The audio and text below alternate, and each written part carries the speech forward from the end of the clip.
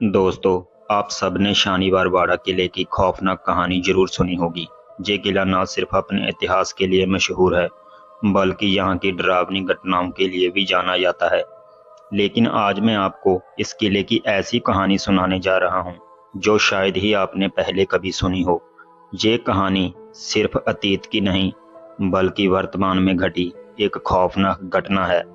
तो अपने दिल को थाम लीजिए, क्योंकि ये कहानी आपको डराने के साथ साथ सोचने पर भी मजबूर कर देगी। पुणे का प्रसिद्ध शानीवार बाड़ा किला यहाँ इतिहास और रहस्य का संगम होता है। राजीव और अंकिता के लिए हमेशा के लिए आकर्षण का केंद्र रहा है। राजीव अपने यूट्यूब चैनल पर भारत के प्राचीन और भूतिया स्थानों की कहानियां सुनाता था। इस बार उन्होंने शानीवार बाड़ा पर एक वीडियो बनाने का निश्चय किया। एक ठंडी नवंबर की शाम राजीव और अंकिता ने सिद्धार्थ नाम के एक स्थानीय गार्ड को साथ किले का दौरा शुरू किया। सिद्धार्थ ने उन्हें किले के इतिहास और नारायण राव की हत्या की कहानी सुनाई। जहां रात में बहुत कम लोग आते हैं, उसने धीरे से कहा, कहते हैं रात में नारायण राव की चीखें आज भी सुनाई देती हैं। राजीव और अंकिता ने सोचा कि अगर उन्हें कुछ अनोखा अनुभव हुआ तो उनका वीडियो वायरल हो जाएगा। उन्होंने सिद्धार्थ से अनुरोध किया कि उन्हें रात में किले में रुकने दिया जाए। सिद्धार्थ ने मना किया, लेकिन राजीव ने उसे पैसे देकर मना लिया। रात के 11 बजे का समय था। किला पूरी तरह से वीरान था।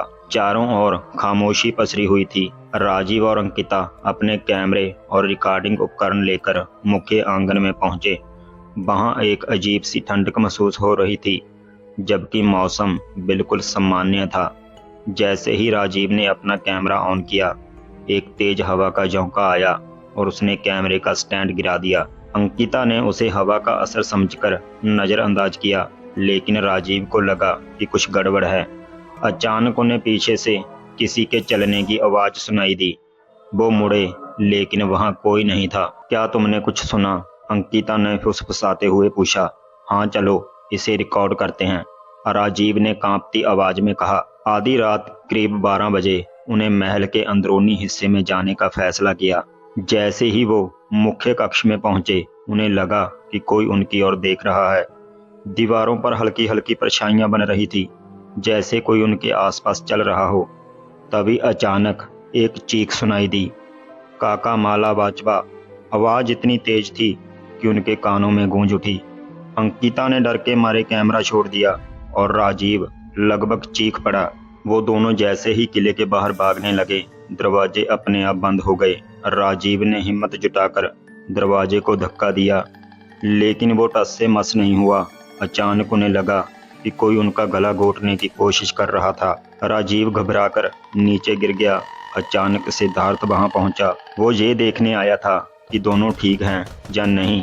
जब उसने सामने उन्हें परेशान हालत में देखा, तो उसने दरवाजा खोला और उन्हें बाहर निकाला।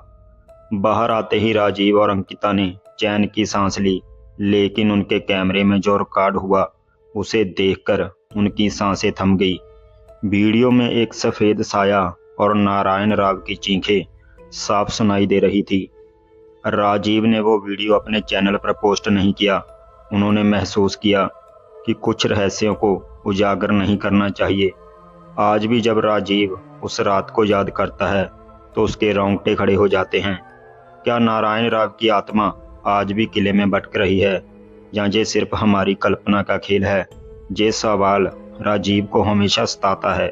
दोस्तों, राजीव और अंकिता तो उस रात किसी तरह से बच गए, लेकिन उनकी आंखों में जो खौफ था, वो आज भी उन्हें चैन से सोने नहीं देता।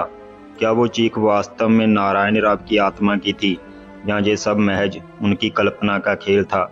इस सवाल का जवाब शायद ही कोई दे पाए, लेकिन एक बात तय है, शानीवार बाड़ा किला सिर्फ एक ऐतिहासिक इमारत नहीं, बल्कि रहस्यों और डर का घर है। तो क्या आप कभी इस किले को रात में देखने की हिम्मत करेंगे? इस घटना ने हमें ये सोचने पर मजबूर कर दिया कि इतिहास में छुपे हुए पाप कभी खत्म नहीं होते, या उनकी गूंज हमेशा हमारे आसपास रहती है। राजीव और अंकिता के लिए ये एक सबक था कि हर रहस्य को उजागर करना जरूरी नहीं होता। क्या आप भी ऐसा मानते हैं? अपने विचार हमें कमेंट्स में जरूर बताएं। और हाँ, अगली बार मिलते हैं एक और डरावनी कहानी के साथ। तब तक के लिए सुरक्षित रहें और डर के साथ खेलना ना भूलें। और अगर आपको हमारी ये स्टोरी अच्छी लगी हो तो हमारे चैनल को सब्सक्राइब करना ना भूलें।